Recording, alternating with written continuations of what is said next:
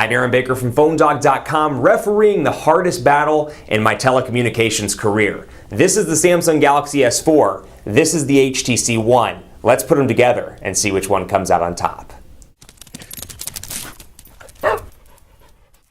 It's the most challenging dogfight I've had to do in my career at PhoneDog.com. It's the Samsung Galaxy S4, the HTC One, both Android powerhouses from their respective manufacturers and both Android champions in 2013. It's going to be a tough battle, so without further ado, let's get started in this epic head-to-head comparison. Before I do that, though, special thanks to our partners at Best Buy Mobile for giving us devices like this for use in our One Paw Bandit giveaway game. When you walk into Best Buy Mobile to get your S4 or your One, you'll walk out working. They'll help you set up your email, your web, your contacts, your settings, so when you walk out the door, you're good to go at Best Buy Mobile. Samsung Galaxy S4, HTC One, to give you a quick recap of specifications, this is the S4. It's got a 1.9 gigahertz quad-core Snapdragon 600 CPU in the United States. It's packing a 5-inch 1080p HD display with 441 pixels per inch, a 2,600 milliamp hour non-removable battery in the back that is 500 milliamp hours larger than the Samsung Galaxy S3.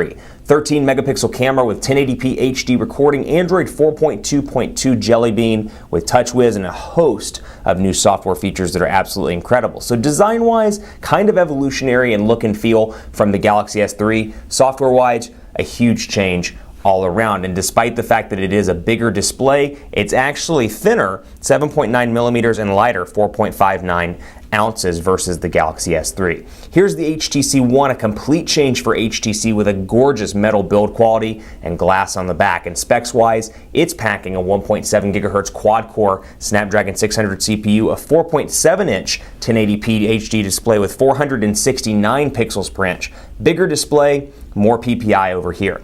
It's got a 4 ultra pixel camera, so also, really when you look at it, a 4 megapixel camera, but lets in a lot more light, ideal in low light situations. It's something HTC is trying to do. They're trying to pull away from the megapixel myth and push forward with some great innovations like low light and a feature called HTC Zoe, which we'll talk about later in the dogfight. Front-facing camera as well with wider viewing angles so you can get more people in your front-facing shot. It's also got 2 gigabytes of RAM, as does the Galaxy S4, a 2,300 milliamp hour non-removable battery, and Android 4.1, also known as Jelly Bean, though it's the older version, with HTC Sense version 5, complete with HTC Blink Feed, of which PhoneDog is a part of. Now, for more on the Galaxy S4, check out our product hub at PhoneDog.com/Galaxy S4. You can get your news, your videos, your reviews, and more, all from that simple page.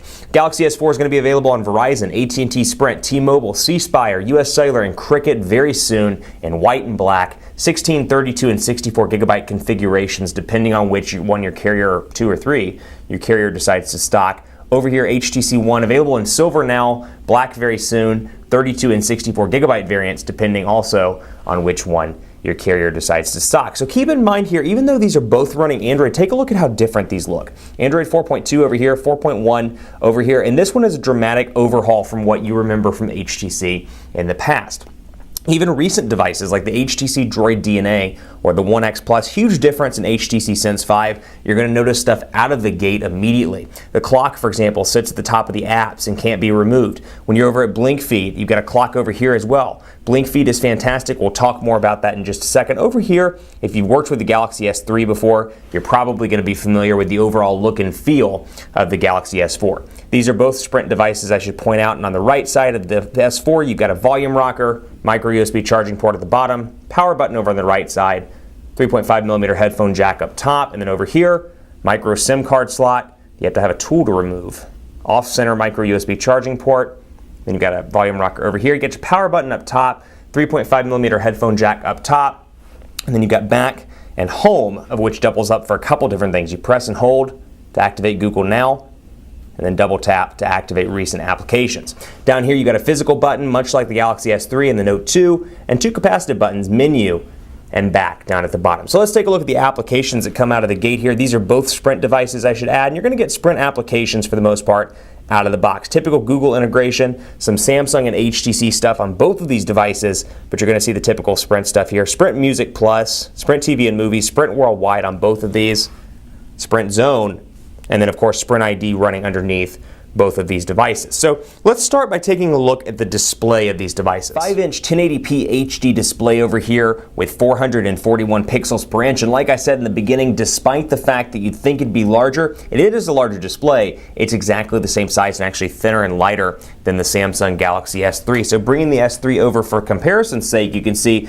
both of these are easy to fit in the hand. So don't be swayed by the larger display on the Galaxy S3 if you're used to the the S4. If you're used to the S3, you can take advantage of the S4 and not have any sort of learning curve in the overall design of the device. Now, plastic on both of these devices, though I will say the Galaxy S4 has Gorilla Glass 3, so this is going to be a durable device. And if you've watched anything on the internet with the knife tests that's making its way around the internet right now on the Galaxy S4, you can tell it's a durable device. So don't write off the plastic because you don't think it's durable. In fact, metal might be the one that's more prone to bending, or denting, I should say, or glass cracking. The HTC One, though, absolutely gorgeous. A little bit more of a curved nature in the back here, so it fits a little bit differently into the hand. And of course, travel on this device is pretty decent as well. It's packing a 4.7-inch 1080p HD display with 469 pixels per inch. So on the pixels per inch ratio, the HTC One wins. That said, more screen real estate over on the Galaxy S4, and I'll tell you, it's absolutely gorgeous. After working with the S3 and the Note 2 as long as we have,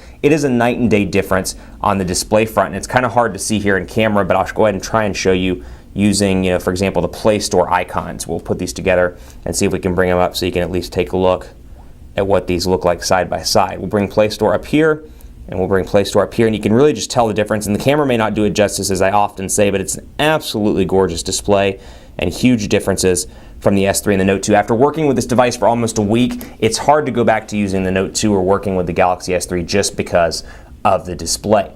Now, Android 4.2 on over here, Android 4.1 over here, huge software innovations over on the Samsung side. For example, AirView over here, we can click on this and take a look, and some great software value adds, and they continue on the Galaxy S4, and they've actually gotten better in a lot of cases. Samsung has taken the S3, the Note 2, and the Note 8.0 and kind of fused some of the great stuff of all of those together into the Galaxy S4. Information preview, progress preview, speed dial preview, and web page magnifier are all part of AirView now. So for example, I can come into Gallery and take a look at the Galaxy S4's Gallery. Say that 3 times fast, the Galaxy S4's Gallery. And I can do the motion stuff, which I'll show you in just a second, but this is super cool. I can hover over it without actually touching it, much like the Note 2's S Pen, and see what's in the album without actually opening it up. I can do that with all of these. And then of course, there's the motion stuff as well.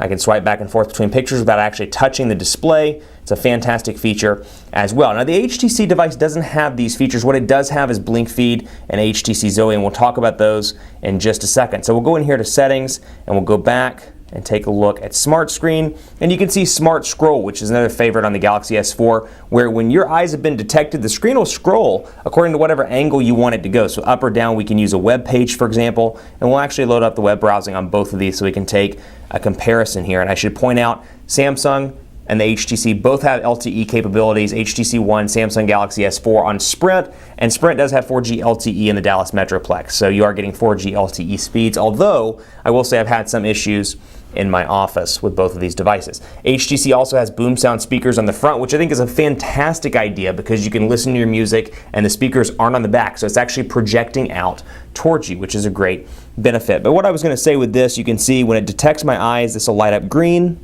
and it's kind of hard to do on camera, as I've discovered today as I'm shooting all these videos. Let's see if we can get this to show up. And there we go. So I go up, down, up, and let's see what else we can do here. Down.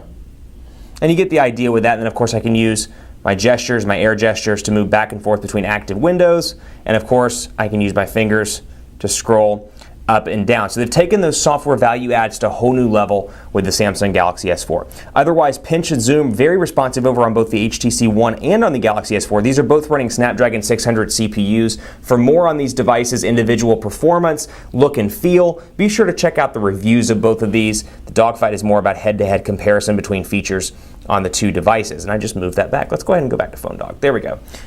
And so you can see, again, HTC keyboard here. And the HTC keyboard, huge changes in the look and feel of this keyboard. And you can see how fast this device is all around. Love the keyboard over here. This is one area Samsung still needs to improve on. Their keyboard is not the best in the world by any stretch of the imagination. And actually, to get a better idea, let's go ahead and jump into messaging on both of these devices and take a look at our sample messages, for example. And I can say, hey, the quick brown fox I'll just say, hey, the quick brown fox.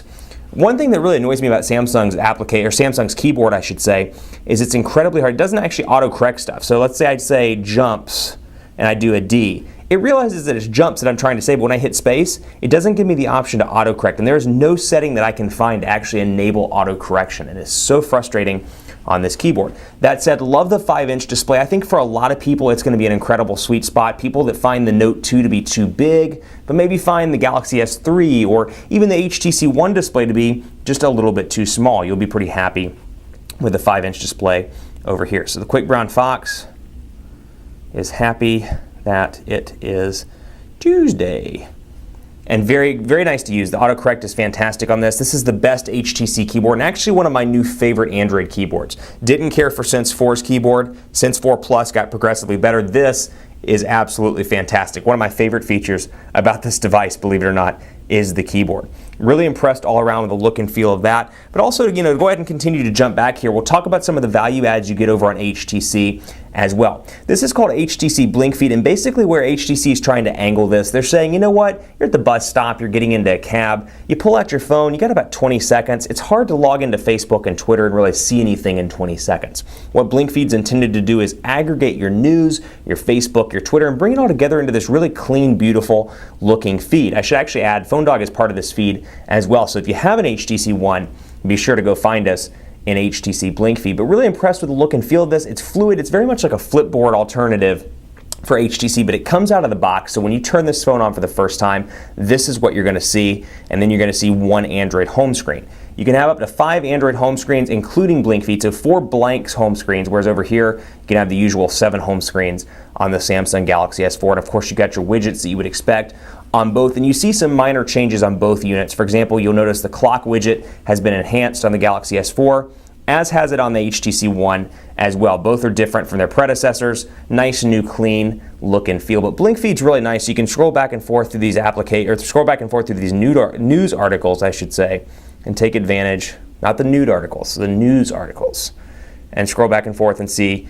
you know what, let's look at this one, for example, from Engadget. Be Awed by Skyrim. You can read through it, click back, and you can jump in the cab and quickly see the news as you want to see it without having to actually open the application. That's a great benefit here. And of course, you get personalization choices on both of these devices. We'll go back into messaging so you can see here. Not only can I customize the text boxes, let's go down here into settings as well. Actually, not notifications, I'm sorry. General, and we'll go down here. Change the bubbles on both units. And there's some new bubbles here versus the Galaxy S3 and the Note 2. I can change those bubbles around. I can also change the background, and I can do the same thing over here on the HTC One. I can set a custom background image. I can change the colors as well. Pink, that sounds cool. And I can go back through here, not to be confused with the popular singer. Change the background style, Shazam, and I can see how those look. So really some customization on both of these devices to really make them all about you. Stay tuned for part 2 of this dogfight, and be sure to check the link right here for part 2. Once this video is uploaded, we'll throw in a YouTube link right around here. Just click it and it'll take you right to part 2 of this video. Stay tuned. We're going to cover quadrant standard, speed tests, and more on PhoneDog.com between the Samsung Galaxy S4 and the HTC One.